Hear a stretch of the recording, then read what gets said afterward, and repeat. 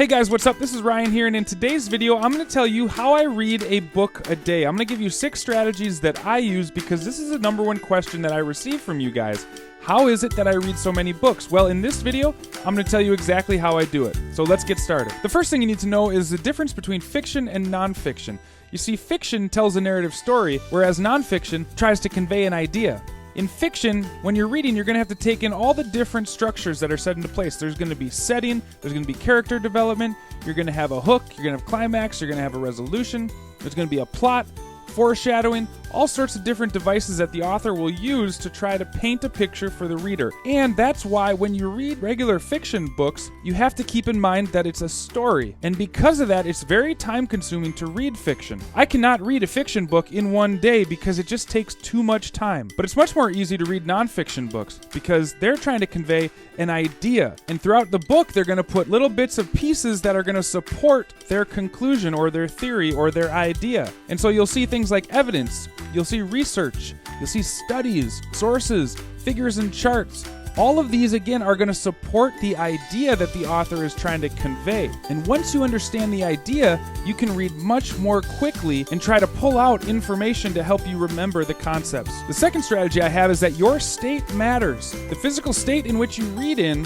is going to determine how well you're paying attention to the material. It's very, very difficult to lay on your couch and read a book and not fall asleep. You have to be active. You have to have a body state that isn't going to just drift off and fall asleep. If you're standing, try walking around. If you're sitting, make sure you're at least sitting up straight. But there's also a mental state that you have to account for when you're reading. You should be constantly thinking about the material, being engaged in it, and thinking about other things that the material might bring about in your mind. If you're fatigued from a long day of work or you just have mental overload in general, it's going to be very difficult for you to get through a textbook, or any book for that matter. But if you approach the material excited for what it has in store for you, then you're going to be able to retain the information much more quickly as you're going through the material. Now, one way that I make sure that my state is correct, both mental and physical, is that I take active notes as I'm going through the material. So I'm always looking for facts, for stories, writing down page numbers and quotes, and all of these go into a notebook where I write down all of the interesting information as I'm going through what it is I'm reading. And just to reinforce my learning of the material, I go back and I write down all of those notes in another notebook, which I call my inputs. And I've been keeping these input journals since my freshman year in college, and it has been one of the most valuable things I've ever done because I have documentation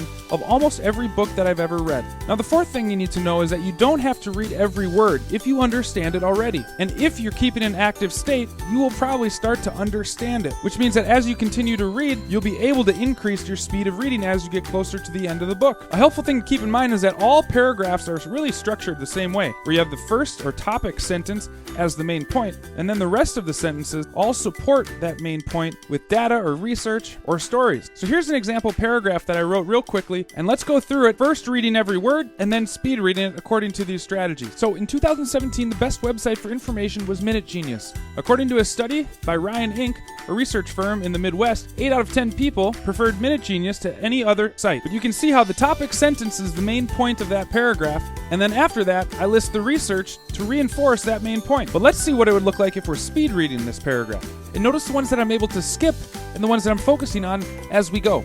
So, in 2017, best website information was Minute Genius study by Ryan Inc. 8 out of 10 people preferred Minute Genius, other site. You can still glean from that the main points of the paragraph. And remember that this is a skill that will be built over time, just like working out. The more you work out, the stronger you are. The more you practice speed reading, the better you'll become at it. My last tip may seem really obvious, but it also might be one of the most important. And that is, read good books. Life is too short to read bad books. And I feel like all throughout high school, teachers crammed down my throat books that weren't really interesting to me. And that's why I never really finished a book until after high school. But if you're reading for fun and if you're trying to speed read books, pick out books that you like. Pick out books that you're interested in because that prior knowledge that you have on the topic is going to help you to move quickly through the book while still understanding it. So I have well over 300 books in my library, but here are just a few of my favorite ones that I'll read over and over again. In the comments below, I'd love to know what your favorite book is. But again, make sure that you're reading what you like, and read what you like until you don't like it. If the book gets really boring 20 pages in, stop reading the book. Go find someone that you like. I find that too many people get disgruntled about books because they keep on reading past the point where they enjoy reading. And the last thing I'll say about reading a book a day is this. It takes time. You have to allocate time to read a book. For me, I wake up every morning at 4 o'clock and I start reading books. It depends on the book, but usually it takes me between an hour and a half and 3 hours to get through the book.